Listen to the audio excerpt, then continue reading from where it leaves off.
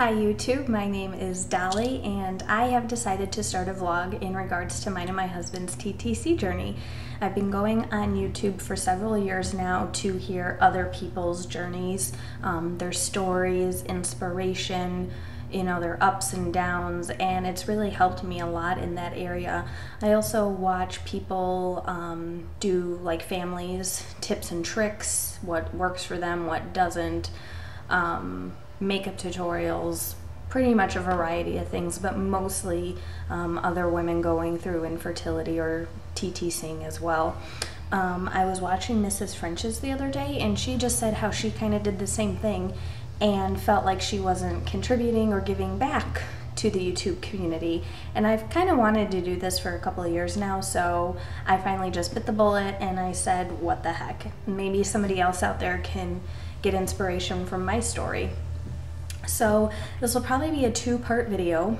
I'll just kind of go through our backstory, and in a timeline fashion. I had to write all this out or type it all out because I tried to do this the other day and my thoughts were jumbled. And then I actually tried to videotape this last night on my iPhone. It took forever for it to upload to YouTube, and then it wouldn't go onto the server for some reason. So I was like, whatever. But you're getting a much better video now because I was able to do my makeup, kind of do my hair, and so it's just an overall better setup. I'm in my sunroom. You can see my yard's behind me, and so I think this is a better way to do it. And I had actually posted on Instagram that I was starting this, so people were probably like, well, what the heck? If they even came to check it out, who knows? Anyways, so my husband and I have been married. It will be 10 years on October 2nd. We got married when we were 19, and everybody actually thought I was pregnant then, and we were not, obviously, because we had just graduated high school like a year ago. It's just kind of one of those things when you know, we were in love, and we couldn't be happier now. So we started trying in November of 2009. We were 25 years old. We had just bought our first house, and when you are both on board with something like that and you're both young, relatively healthy, everything that you just think will fall into place. Obviously it didn't. In December of 2010 is when I first expressed concern to my gynecologist, saying, my husband and I have been trying to have a baby and nothing's been happening. And she asked me, well, when did you start? I said November.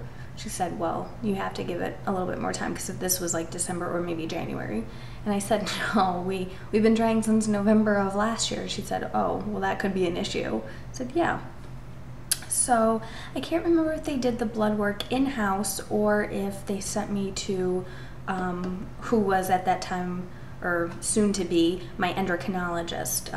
But I'm pretty sure it's done in-house, otherwise they wouldn't have known to send me to the endocrinologist. So my prolactin levels, it turned out, were increased, and the only time a woman's prolactin levels are increased is when they're pregnant and they are about to lactate to feed their babies. And so my body was kind of playing tricks on itself, thinking that it was already pregnant, and they really thought that this was the issue.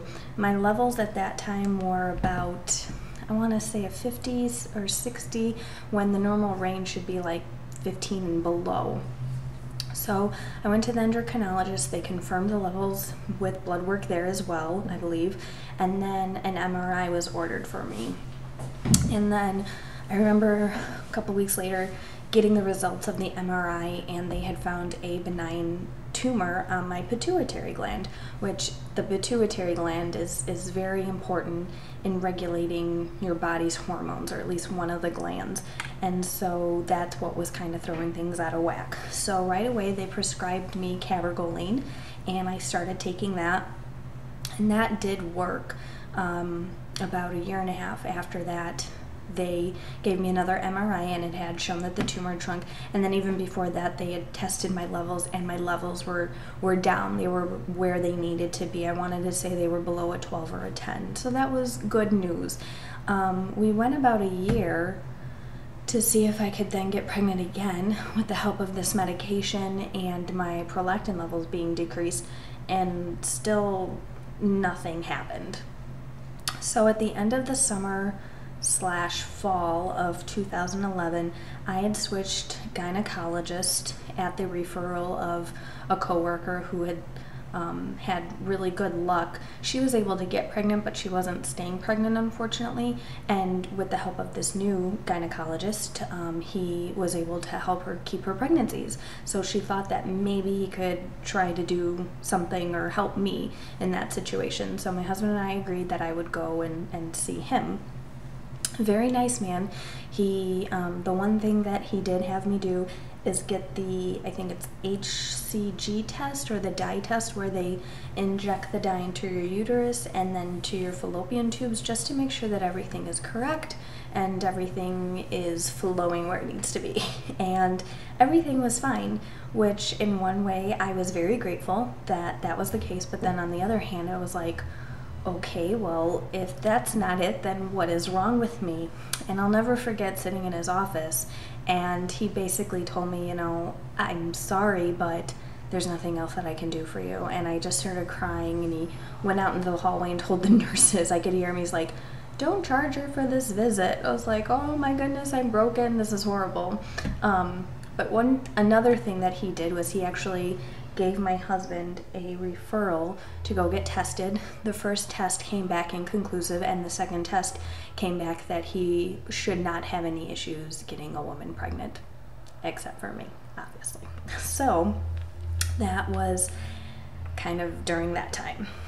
And then I can't remember, I think it was before we decided to go see a fertility specialist, but we had actually made an appointment and spoke to a family lawyer, or a lawyer who deals with, you know, divorce and custody and adoption, things like that. In regards to adoption, my husband and I were open to it, we're willing to do that. We kind of talked to him as far as, you know, how much and what, you know, the process would be. We would really just go to him if we found somebody privately to do adoption with. And it's like, at that point, I mean, how do you find somebody to take their baby? You know, everybody that I had known who were adopting children had heard from a friend of a friend that, you know, this, you know, unfortunate girl couldn't raise her child, and so that's kind of how that all happened. And I mean, the appointment was really just for informational purposes. It never really got to anywhere, unfortunately. We were excited. We had told some people, some close people to us, that, you know, we were looking into this, and, you know, this might be a possibility for us, and it never materialized, more or less. So, but that's okay. And more on that story, that'll be for a later video. But anyways, so then in the winter of 2012 is when we finally decided to go to a fertility clinic, and we had picked, there's 2 fertility clinics primarily in my city directly, and we didn't go to the one where my husband got tested, but we went to a different one. And this was actually at the recommendation of another coworker of mine. She hadn't gotten pregnant. She hadn't got pregnant with him, or, you know, with his help. But she really liked him. She really respected him. And so I thought that that was a good sign. And just our first initial consultation with him, my husband and I just had a gut feeling. But it's like when you're at that stage and you've finally come to this point, your senses are so heightened and your emotions are so exposed that you're excited. You want this to happen. You want to get pregnant. You want to have a baby, and you think that this is it. This is going to make it happen. And so we just stuck with it. We'd only seen him one time, which I know is not unusual in fertility clinics for the nurses to do the majority, if not all, of the work.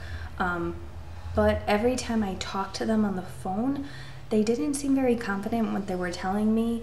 They didn't seem very knowledgeable on my case. I remember one conversation with a nurse, she actually told me, oh, well, your progesterone levels are low, so just continue your medication. And they had never even prescribed me anything. And I told her so, and she said, oh, well, let me write you a prescription. I said, okay, thanks. And I had never heard of neither of my gynecologists had told me that my progesterone was low. These were the first people who had told me that. So I said, whatever. So I took the pills that were prescribed. I think I took them for 2 months and nothing happened, which, I mean, obviously I know that things take time, and so that wasn't really even the biggest reason why we stopped seeing them. It was just the inconsistencies, the feelings that we had gotten from them. It just wasn't a good experience overall. And you would think that people working in a fertility clinic would have a little bit more empathy towards their patients. It's a very sensitive subject. Obviously, people are there because they have no other options as far as that's concerned, but I just didn't get any of that from them. And so I called them one day after like 2.5 months of seeing them, and I just said, you know what, my husband and I have decided not to pursue any more treatments, and you know, we're pretty much done. And they just said, okay. And we never got any follow-up calls, any, you know, concern as to why we were leaving. And so I wasn't even surprised. I was done with that.